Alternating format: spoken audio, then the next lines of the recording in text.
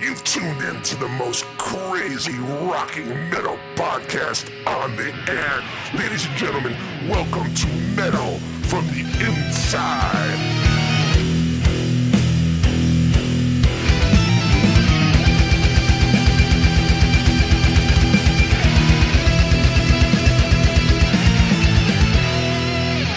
Welcome back, everybody, to the Metal from the Inside podcast. A lot of you probably recognize who I have as a guest on the podcast this week. For those who are familiar with Sea of Tranquility, I have Mr. Pete Pardo on this week. And it's really weird for me to have Pete on and me introducing him because a lot of the time, I'm on the Hudson Valley Squares and we do some videos over on Pete's channel. So it's weird to be introducing Pete. But like I said, many of you know Pete from his work with Sea of Tranquility, the publication and website that Pete has been a part of and has worked on for many, many years now. And he has a very successful YouTube channel, again, that I'm sure many of you guys watch and keep up to date with. So thank you so much for being here, Pete. It is an honor to have you on my podcast this time. It's great to be here, Sydney, and hello, everybody. I've been hoping to come on yours and for quite a while, and what better episode to come on than to talk about Whitesnake, which is a band that I love to talk about. So I'm happy to be here, and Sydney and I worked together quite a bit over the last few months, which is great, and I love what you're doing here on your channel too. So I'm happy to help and then talk about bands we love. So it's all about. Yeah, so like Pete just mentioned, we are talking about Whitesnake today, and this is the first episode I've done where I'm going to have Pete talk a little bit about just how he got into Whitesnake and just a little bit, maybe question-wise, more of what I have here is a typical interview, but we're going to do a different style episode today, and we're going to be actually discussing our top 10 Whitesnake songs, and this is more of a Sea of Tranquility style video, so I thought, what better guest to have than Pete himself on for the first kind of episode like this. So we're going to get into our top 10 Whitesnake songs, from the very start of Whitesnake to everything that they're doing now. And Pete, I wanted to get into, like I mentioned, a little bit about just how you got into Whitesnake. Maybe if you have like a first memory of really listening to the band. I'm not sure if there's like a specific one that stands out in your mind, but with a lot of our favorite bands, as you know, there's usually that moment where we remember hearing them for the first time or an album that really stuck with us. So what was that experience like for you with Whitesnake? Yeah, well, I mean, first, I'm a massive Deep Purple fan. That's my favorite band of all time. And of course, Mr. Coverdale sang for Deep Purple for a couple of albums, right? So I was already very familiar with David before he formed Whitesnake. And so there was that. That was like, so no matter what he would have done, I probably would have been totally into. But, the crazy thing is when he formed Whitesnake and started, pumping out those first couple of albums, really hard to get here in the States. So it's not like, you'd go to the record shop and automatically see, Trouble and Saints and Sinners and Come and Get It and all those early albums, Love Hunter and what have you. They weren't being showcased. And in some cases, they were only available as imports. So those first couple of albums, I never saw, I never bought. It wasn't until they released the live album, Live in the Heart of the City, that I finally, in fact, I bought that as an import. Boy, because I remember seeing that wonderful live painting on the front. And I was like, oh, Coverdale and his band, right? I got to get this because I'm a Deep Purple fan, right? So I bought that and I was totally into it. But then again, a couple other albums came out that just weren't available here. So for me, the moment and the album where it really made that big impact on me that has never ended to this day was the Slide It In album. Because that was, the big Geffen Records push here in the States. That was already been released in the UK a few months before. And then, of course, they had the lineup switch. Mel Galley's out. John Sykes is in. I'm sorry, Mickey Moody's out. John Sykes is in. They redo some of the guitar parts for the US release. They get ready to do the tour. And then Mel Galley gets hurt, with his hand. And Sykes has to do the whole thing. But that was really the album that really brought them to the attention of, hard rock fans back in the early 80s in this country anyway. Because, Slow and Easy all of a sudden was all over the radio. And that was the first time you really heard Whitesnake on FM rock radio here in this country. So that started it. And that really began my love affair with this band. But once that album broke them here in the States, all of a sudden, all the previous albums started to become available, for purchase pretty easily here. So I started, scooping up the other albums that came before it. And then before you know it, a couple of years later, that big album that everybody bought came out, and there was really no looking back from there. So that's kind of how it all started with me. Yeah, it's really interesting because if I'm correct, yeah, because they didn't break really right in the States. So they were more of the UK in the beginning, and then they ended up transitioning over here. So yeah, that's interesting. I guess I never realized that those albums were so difficult to find originally, you know? But we'll get into it when we'll get into the top 10 songs. But do you typically have a preference when it comes to Whitesnake? Do you tend to favor the earlier version rather than the more commercial or glam era, as we like to call it when it comes to the band? Well, I'll give you the lame-o answer. I love it all. But I mean, what it is for me, it's like I don't really, other than the fact that they had the big hair and all that kind of stuff like all the other bands at the time, I never considered them kind of part of that glam thing, because even though they had the look for the 87 album and certainly First Slip of the Tongue that came after it, I mean, the music didn't sound like any of that stuff. They certainly didn't sound like Poison or Motley Crue or any of those bands. But I mean, that was indicative of the time. But I mean, I love the early band. I really like that kind of bluesiness of those first handful of albums, with Bernie Marsden and Mickey Moody on twin lead guitars. And, you had John Lord and Ian Pace from Deep Purple joining the band. And that was a pretty magical time. That it's funny when you talk to folks like from Europe, that's their favorite version of the band because, Whitesnake were pretty big overseas during that period of time where they couldn't even get arrested here, let alone, have their albums for sale in the record shops. So I think most people here in this country, when they think of Whitesnake, they think of Slide It In, 87 album mainly, and a little bit of Slip of the Tongue, whereas they had a really nice career before any of that happened. So I look back on the early period very, very fondly. But I would say, if I was to be really honest with you, the 87 album is probably my favorite album of all time. Wow. Yeah. But my favorite lineup of the band, and for me, I think the one that I never got to see them, is the Slide It In band. I mean, that's just, Cozy Powell and John Sykes and Mel Galley and Coverdale and Neil Murray and John Lord. I mean, that's to me, but again, none of these lineups for the most part really lasted long. But I got to tell you, I love the current band. I've seen the current band live numerous times. I like all the new albums. So it's hard because when you have a band that you love so much that have been through so many eras, so many different lineups and all that kind of stuff, it's really hard to pinpoint one. But I love the current band. I think they're terrific. I think Reb is a great guitar player, and he's now David's kind of like what does he call them? His musical conductor. He every couple lineups, it used to be Doug Aldrich, now it's Reb, and he's just a great player. I love his stuff in Winger as well. And Joel is a fantastic guitar player, and the whole band is really, really good. And so it's hard to say, but I think for me, obviously, because I grew up during that time, I think the Slide It into the 87 album kind of period there, those couple of years. I mean, that's magical. But I love the early stuff. Love the early stuff.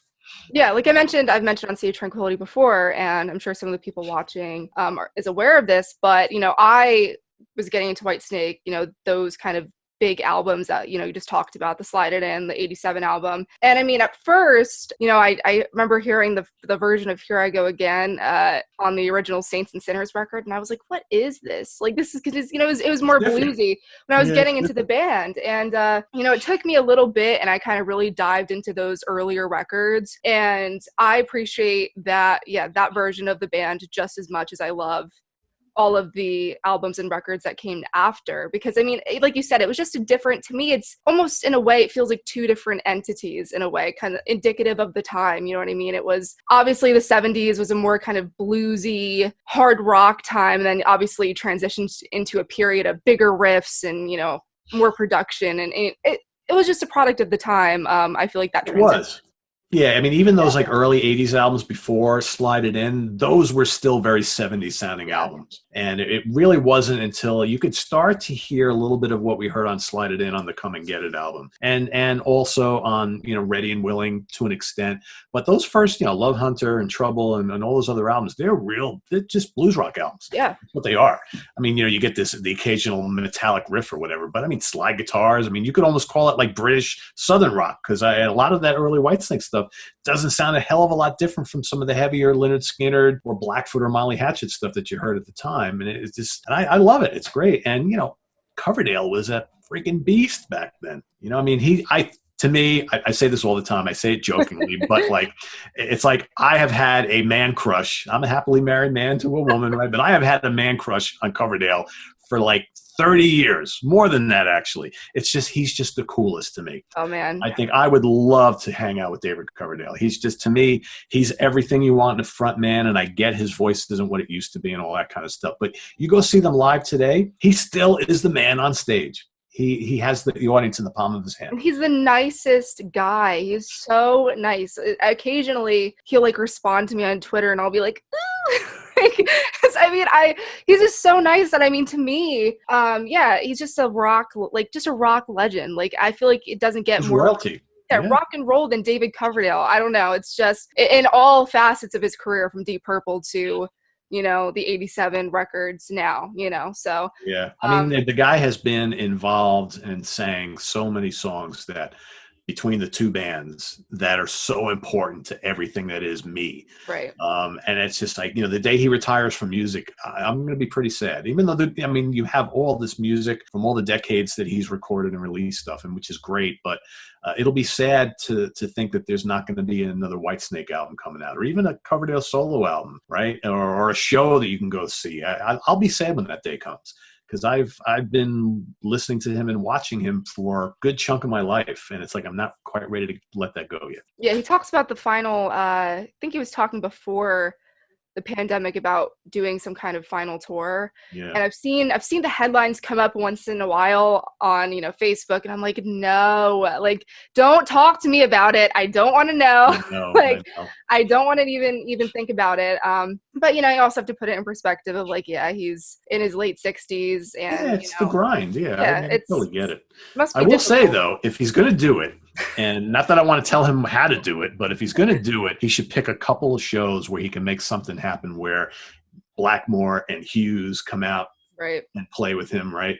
Or Jesus, just make peace with John Sykes for one night and have him come out and play a couple songs or something. You know, I mean, I think that would be pretty cool. But yeah, it would be really cool. I hope that, you know, happens, and, you know, I hope that we do get a final tour, which I think we will. I think David Coverdale is one of those people where he won't just say, I'm not going to tour anymore. He'll do a final tour when this is all over and we can get live shows back and, you know, kind of get into the swing of normal life. So I have my fingers crossed for that. And hopefully that's not the final tour anytime soon. We'll see. I mean, you know, we've heard so many bands talk about the final tour, and then, Coverdale himself said years ago that he was done touring, and look where that got him. He's done like 3 since. So yeah, so I'll take it with a grain of salt, but hopefully he keeps going. Well, you know, I mean, he's had the last year to kind of chill out and relax. Maybe that's because that's what happened the last time. I think he had an injury or something like that, and they took time off the road because he was gonna call it a day, and then he's like, oh, I've had all this rest, I feel great, let's keep going. So hopefully, fingers crossed, it doesn't happen anytime soon.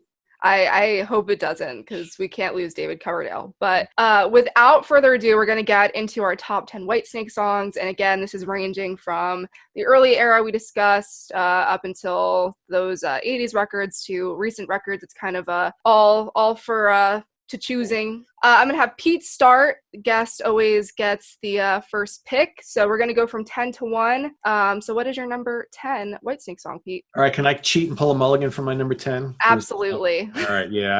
I had 2, and I was like, I couldn't leave one off. So tied for number 10 is going to be Ready and Willing, the title track to that album, and Children of the Night.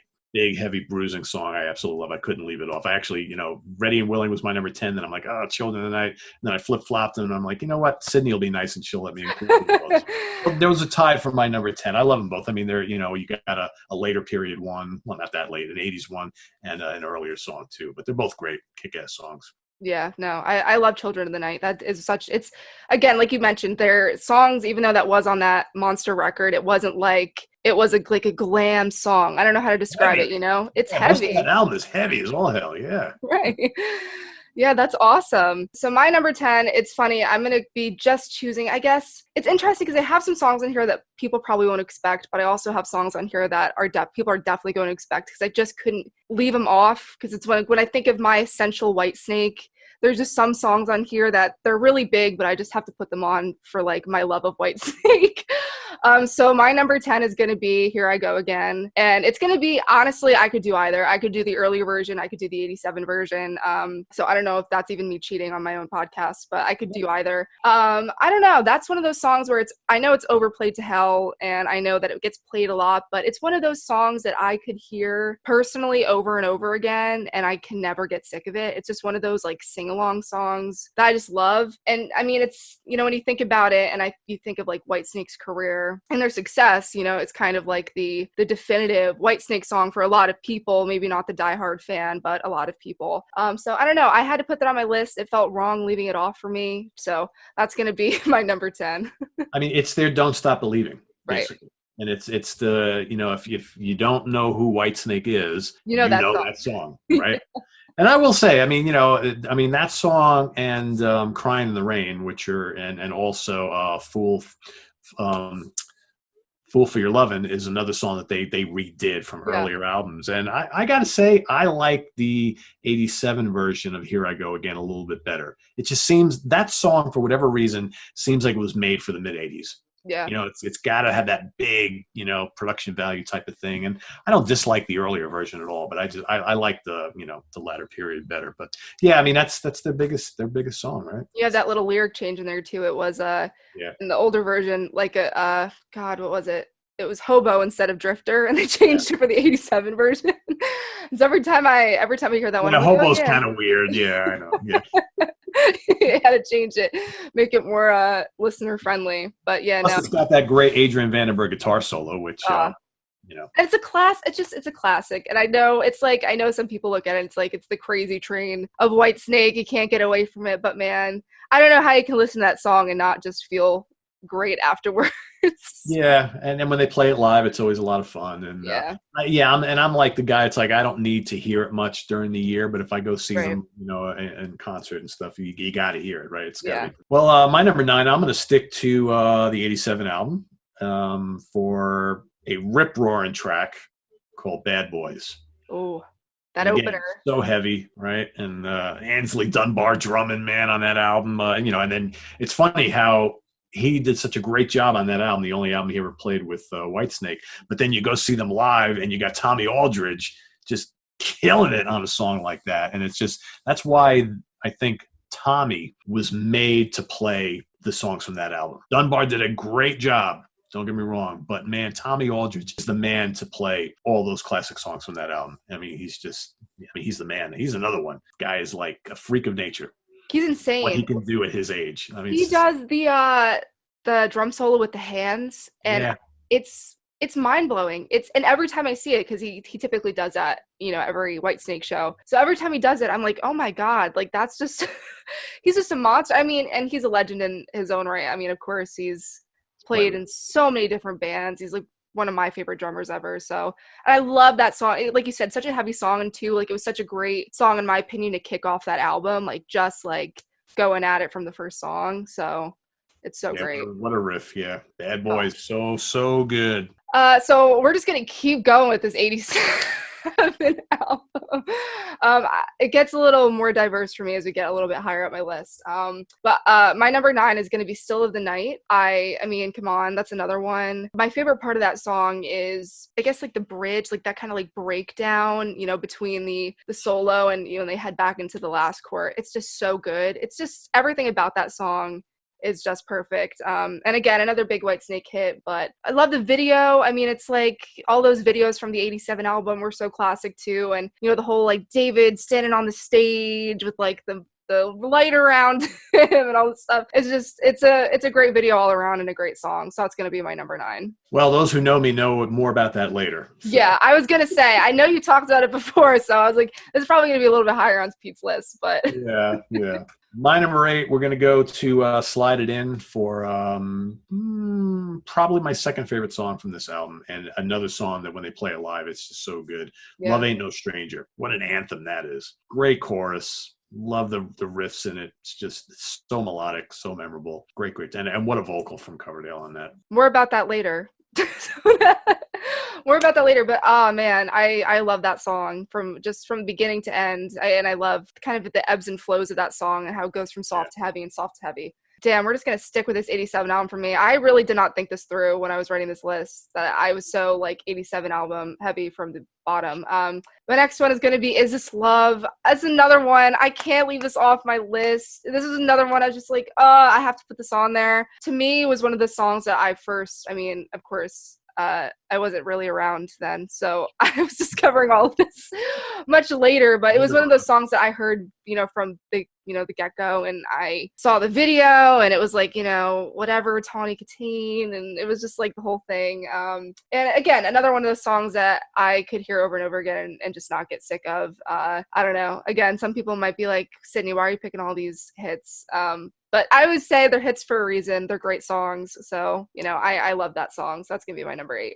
I'll give you that. I'll give it to you. All right. Number 7, right? All right. So I'm going to go back a ways. So the title track to Saints and Sinners. Ooh. Which is a great song from a really great album. And again, this is bluesy Whitesnake, and just some nasty riffing from Bernie Marsden and Mickey Moody. And what a groove to this song. It's got a little funk to it too. Some of the early Whitesnake stuff, even though it's really bluesy, there's a little funk going on in some of those tracks. Kind of like, I think like Coverdale kind of carried a little bit of the Deep Purple Stormbringer Come Taste the Band style, which Blackmore, of course, hated it. That's why he left the band. But he kind of carried a little bit of that into the early Whitesnake albums, which I really dig because I love those albums quite a bit. So Saints and Sinners from a really underrated album from the band. I mean, those early albums, everybody, when they talk about Whitesnake, and we covered this before, they talk about Slide It In and the 87 album. And I get it because I love them. They're my 2 favorites. But those albums that came before it are really good. Really good. If you're watching this podcast and you haven't heard any of those albums, stop what you're doing and go listen to them. They're really, really good. They're really great. There's so many hidden gems on some of those albums that are just so undiscovered. And again, before I really got into it, I had no idea about the songs because they never get any radio airplay. They never had any videos. Some of them do. The occasional one, if you can find it on YouTube, they have them. But there's so many gems, and it's like, please, if you have not heard it, please go listen to it because you're missing out big time. For me, I'm going to also kind of go back a little bit to those earlier albums and a song that they remade later on in their career. My number 7 is going to be Fool for Your Lovin', but the Ready and Willing version. And I also love the version that they did on the Live in the Heart of the City live album too of that song. I love the 89 version because I love Slip of the Tongue. It's one of my favorite Whitesnake albums, but I feel like this one just has something more to it. I don't know. That one has the heavier riffs,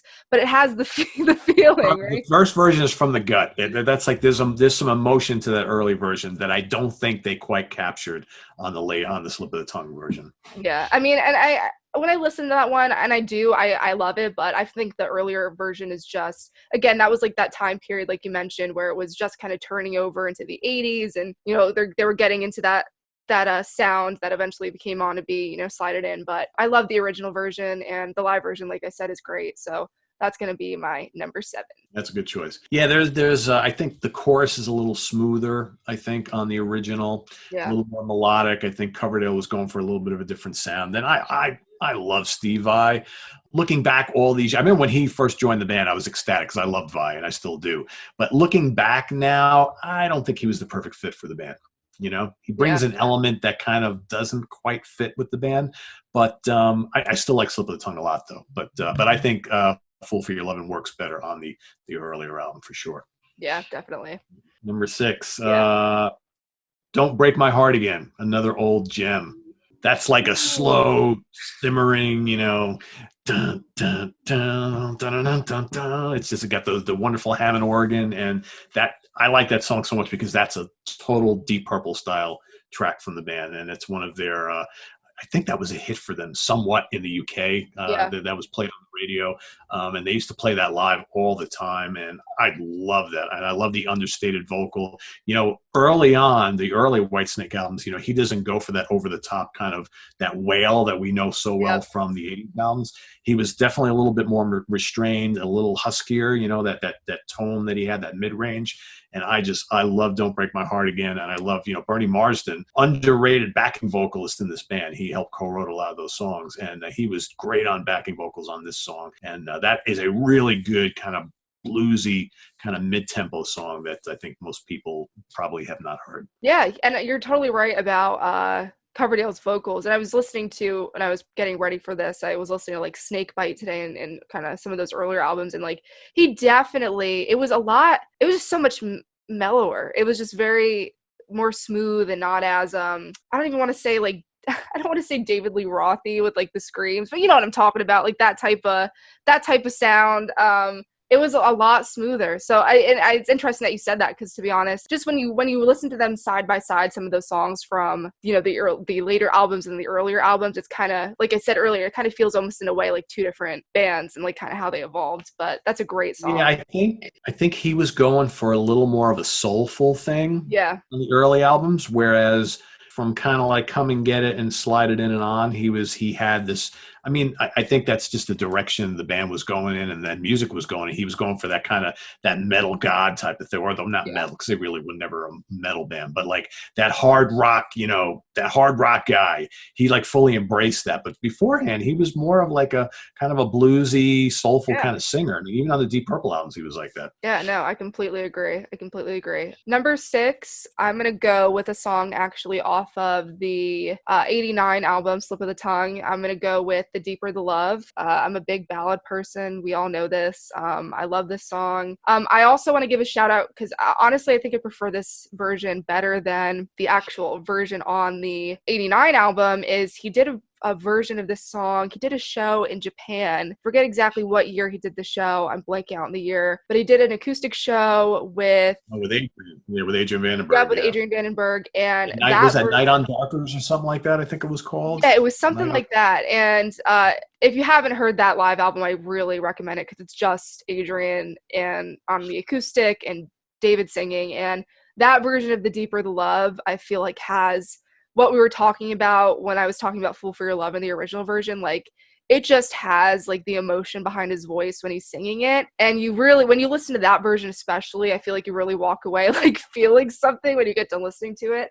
So I'm actually in the middle of recording this. I'm going to flip to that version better than the version on the Slip of the Tongue record. And I love that song. It's, you know, another one of those sing-along songs for me. So that's going to be my number 6. I never understood.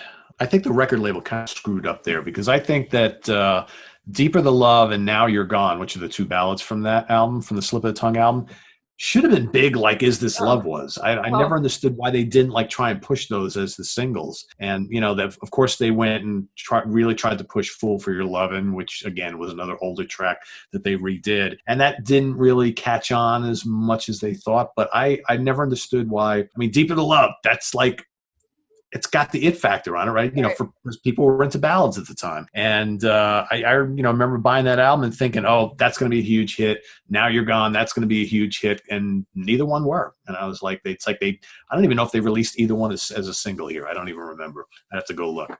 But I think that was a missed opportunity. Yeah, I mean, they did a video for it and everything, but it wasn't one of those songs that, it's not one of those songs that ended up in their catalog, like, you know, they have to perform Is This Love, they have to do, you know, these certain songs when they do live, you know. I think occasionally he'll do The Deeper the Love, but it's, you know, one of those, I think that whole album, like kind of like you just said, that whole album is, other than Fool for Your Lovin', you know, there's not like any song on there that was really super, you know, pushed and kind of carried on to Whitesnake later on. So I don't know why that they did that. It does not make a lot of sense. Yeah, I mean, it's a weird album to begin with anyway. I mean, you have a song like Judgment Day, which I mean, that's like their big, like Zeppelin, you know, Still the Night Part 2 type of thing. And like, you know, whatever. And then you got, you know, the stupid Kitten's Got Claws, whatever the hell it's called. I really don't like that song. But there's some really good material on that album, I think.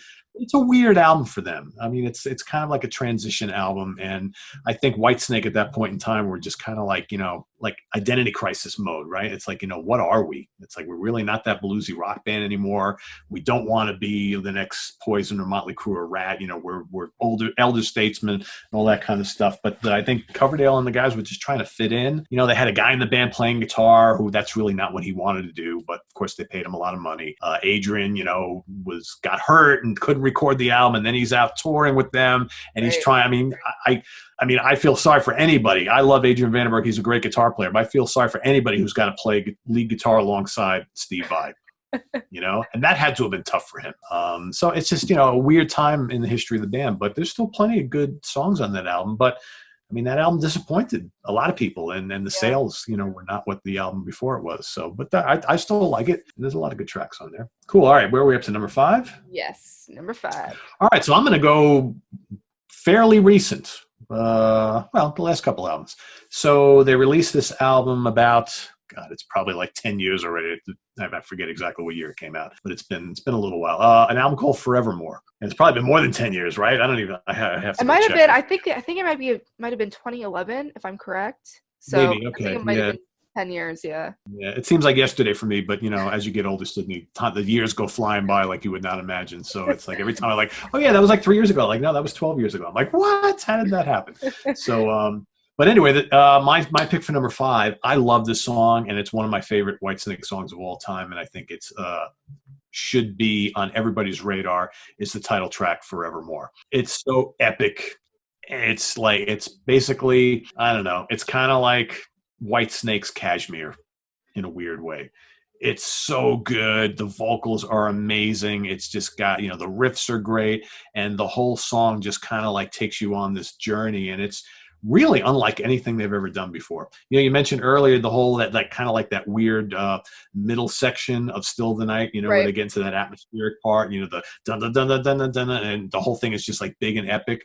Forevermore, the song is entirely like that. The whole song is like that. It's just so good, and Coverdale just absolutely kills it. And they do play that live quite a bit, since they released this album. And whenever I go see them and they pull that one out, I'm so happy. Like, please play Forevermore tonight. Please, David, if you're going to do anything for me, play that one song. And they usually do. So, yes, that's my number 5. Great song. And I dig that album. I like all the recent Whitesnake albums quite a bit, actually. I think he stayed pretty consistent, David Coverdale, with putting out pretty good records as the years have gone on. I mean, again, he's rock royalty, so he's had a lot of creative experience. He hasn't really let us down too much when it comes to the recent records. So it really is an underrated record. And I think just kind of due to the time, that it came out, it's kind of gone under a lot of people's radar. So my number 5, I'm going to be going back to the album Trouble, which is a song that I don't even know if a lot of people know this one. My number 5 is Love to Keep You Warm.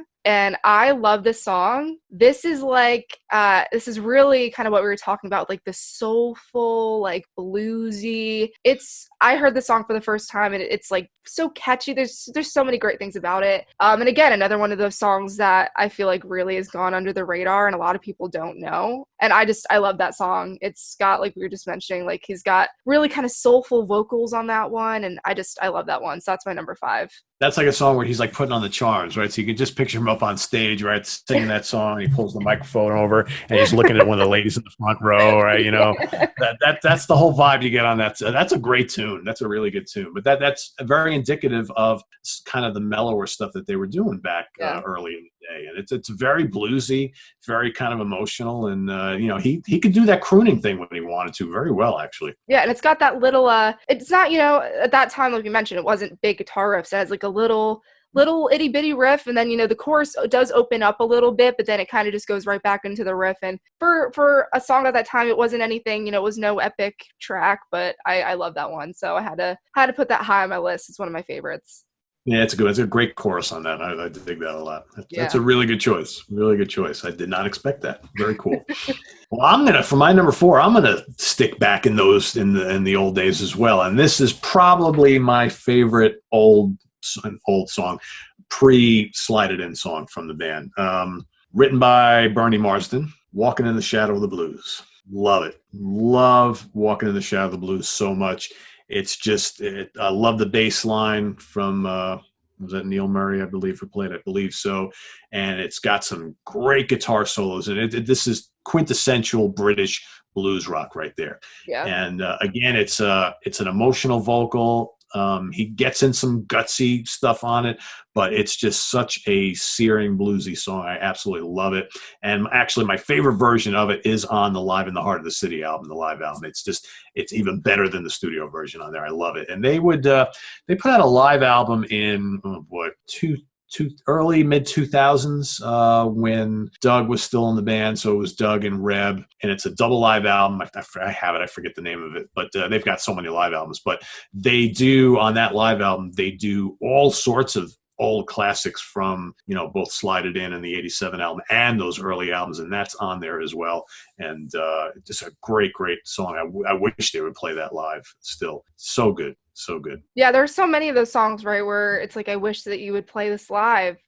They've got it's hard to fit everything in a set list, especially when you're trying to appease an audience of people who may not be all like, diehard fans. But yeah, there's so many songs like that one. I mean, you wish they would just throw it in there, right? For throw the diehard fans a bone, Yeah, but you know what it is too? A song like that, it's almost like, in my mind anyway, it's like to hear them play that, you hear the song, and one of the main things in the song is that Hammond organ from John Lord, and right. God bless him, he's no longer with us, and it's almost like you can't play that without him being there, so to speak. Yeah. So when I hear that song, I think of Bernie Marsden playing the lead guitar on that. I think of John Lord right next to him, on the Hammond. It's like, but a great song nonetheless. And I totally agree. I mean, John Lord is another rock royalty, legends. He just added so much to all of the Whitesnake songs he was on, and all of the other projects that he did. So I completely agree with that one. It's hard to replace him. Yeah, it is. I think some people forget how many albums he played on in the early part of the Whitesnake catalog. Everybody always thinks of John Lord, okay, the mainstay in Deep Purple for all those years. But when Purple broke up and he went and joined David and Whitesnake, I mean, he was a key part of that band for a number of albums. And love John Lord. My number 4, I'm going to be going to the Slide It In album, I believe it's the opening track, Gambler. I love Gambler, one of my favorite Whitesnake songs. I love that song. To me, it's got this super cool, just great introduction and kind of just the driving like guitar riff. I think it was just such a great song off of that record, and one of my favorites off of Slide It In. It's so good. And John Sykes. You can't beat John Sykes. Gambler is great, and it could be my third favorite song off of that album. Yeah, I love Gambler. And it's funny, that album, so many of the riffs on that album were actually created and written by Mel Galley, who was formerly of Trapped Keys with Glenn Hughes before Glenn joined Deep Purple and so on and so forth. But it's amazing how I think there's a sound to that album which is very unique, and none of the other Whitesnake albums sound like that. I think it's because of him. Right. But of course he couldn't continue on with the band because he got an arm or a hand injury or something like that, which is a real shame. But Gambler is great. That's a good bluesy, dark, heavy rocker. I dig that one quite a bit. I totally know what you mean about the way that entire album sounds, and I can't even exactly put my finger on it, but it doesn't sound like any of the albums before or after. It's like, it almost kind of just stands by itself. Like, it's not like you listen to that and then you go on and listen to the 87 record and you're like, they sound similar. Like, I feel like it's just a completely standalone album. Like, none of anything else in their catalog sounds like it. Yeah, and you can't even put it down to Martin Birch's production, because they work with him a lot. So it's not like, he didn't work on a couple of other albums before then. But I think it's got to do with the lineup on it. I mean, you got Cozy, right? You got John Lord, you got Neil Murray, who had been in the band, quite a bit early, him and John were both in the band prior to that. But I think Mel Galley brings a certain guitar sound, because if you listen to the trapeze stuff that he did, he's got a very specific tone. His riffs are constructed a very specific way. And I don't know if you ever had a chance to listen to the UK version of Slide It In versus the US version. So they're really different. They're really different, but there's still that key component on both versions. The UK, you listen to the UK version, and you got, Mickey Moody and some of his slide guitar and all that kind of stuff. Well, they lifted a lot of that for the US version, and in comes, John Sykes with his big riffing and the pinch harmonics and all that kind of stuff to kind of jazz it up a little bit for the American audiences. But there's still that core of the album that's similar between both versions. And I gotta say, I think it's partly Cozy and it's partly Mel Galley, because neither one of those guys are on any albums before or after. And I think that's why that album sounds so kind of special and different, because you listen to Slide It In and then you listen to, even though Sykes is on the US version of Slide It In, you listen to the 87 album, that's completely different, right? Yeah. That's amps up the metallic aspect of it like a million notches, right? So, is it me? I kind of lost track. Yeah, we are on. We get talking and I'm like, oh, who goes? What number are we on? I don't know. We're on number 3. Yep, number 3. Number 3. All right, so this one could even be higher, but I'm pretty comfortable where it's at number 3. And this is another one of those songs that they recorded earlier on and then redid for the 87 album. And I'm talking about Crying in the Rain, which, and I'm going to quote Mr. Butch Jones right now, God damn that guitar from Mr. John Sykes, right? Because he's just, I mean, this song is so heavy. I mean, it's amazing. You listen to the two versions back to back, how much heavier and in your face the 87 version is.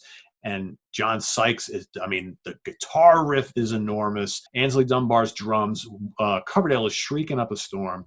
And then that guitar solo is just like shredding beyond belief. And it's so heavy and bombastic. And that's basically that album, right? It's like, if you didn't know it already, you listen to that song, that sets the tone for the entire album. And it's just in your face. Whitesnake is back. We're bigger, louder, heavier than ever. And I just love Crying in the Rain. And I think that if we talked before about Coverdale, being more soulful early on than doing this hard rock kind of god on especially this album. Crying in the Rain is the song that defines him as that guy. Yeah. Because he is up there shrieking up a storm, and things were never the same again. Man, and what I love about that song too, in that version, is that I feel like they were able to merge the bluesy sound that they had on that original version with, the pinch harmonics and kind of like the more, I don't want to say shreddy, but kind of more metal, sounding, guitar sound, that the verse, like just the riff that goes, behind when he's singing. And it's just, I feel like they were able to keep that bluesy vibe that they had with the original one, and we're able to kind of transfer it over into this new sound from that original song. So I mean, I completely agree. And yeah, they amped up the intensity quite a bit. Yeah. Coverdale took it up another notch, and of course then you had Sykes there, and Sykes is going to do his thing. And I think the structure of the song and the vibe of the song is still the same. It's very similar, but you've got, Coverdale is singing it a little differently, much more aggressive, much more, higher pitch, and doing that wailing thing that he was so known for.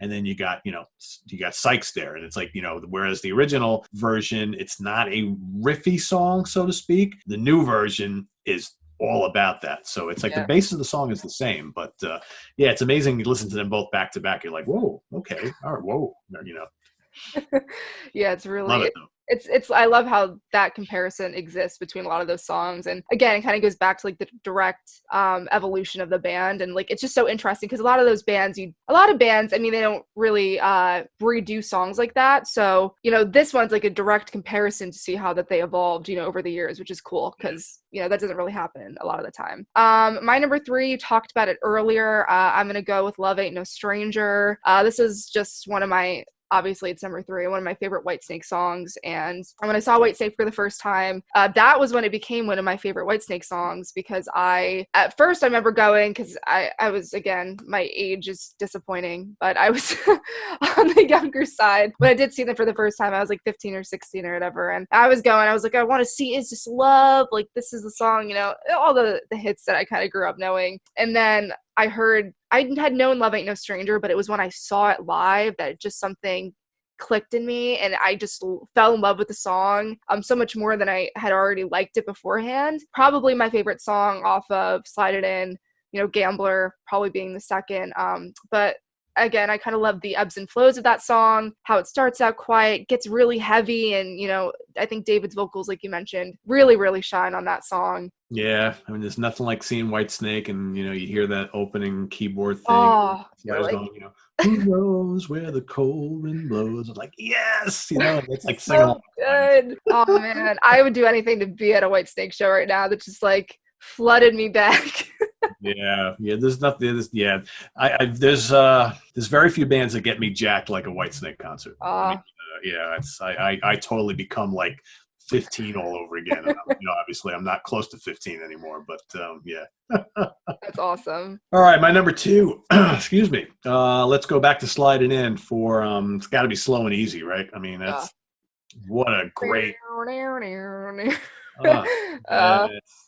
that's just classic stuff, and I love the guitar licks in it. I love that. Again, that's Cozy right there, right? Cozy doing his thing in the song, and Coverdale putting in a pretty commanding performance. I remember when Slow and Easy first started to hit here in this country, a lot of people were like comparing them to Zeppelin. It's like, because, you know, most people, the casual rock fan had never really heard Whitesnake before sliding in, because they, you know, they had no presence here. But, you know, some of us did. We were like, oh yeah, there they are. That's the guy, right? But a lot of people are like, oh, they're just Led Zeppelin ripoffs. And that's what they thought that song was. It's got kind of this Black Dog thing going on, right? Whatever. But I love Slow and Easy. It's just a really cool track, and it never gets old. And I love his vocal on it. I love everything about it. So that's my number 2.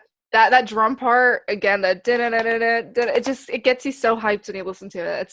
It's so good. Again, Cozy Powell, it's one of the greatest drummers. Which again, when you really think about it, Whitesnake had a long list of fantastic drummers, just like absolutely monster drummers throughout the entirety of the band's career. So for me, my number 2, we're gonna go back to early Whitesnake again. My number 2 is Ain't No Love in the Heart of the City.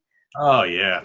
I mean, that's like all I can say is just, it's so good. It's so good. And it's interesting because they put this on a couple of different albums, because they did it a couple times, and it was on the Live in the Heart of the City, which I love the live version as well. And it's really funny because I talk about Almost Famous a lot, but in that movie, they have the fake band, and they're supposed to be kind of like a 70s band, obviously. Happened and it's supposed to take place in 1973, but they have a song, you know, they wrote a bunch of songs for this band for the movie, and there's one song in there that is like a direct ripoff of Ain't No Love in the Heart of the City, and every time I hear it, I'm like, you totally took that from Whitesnake, because it's the same riff and everything.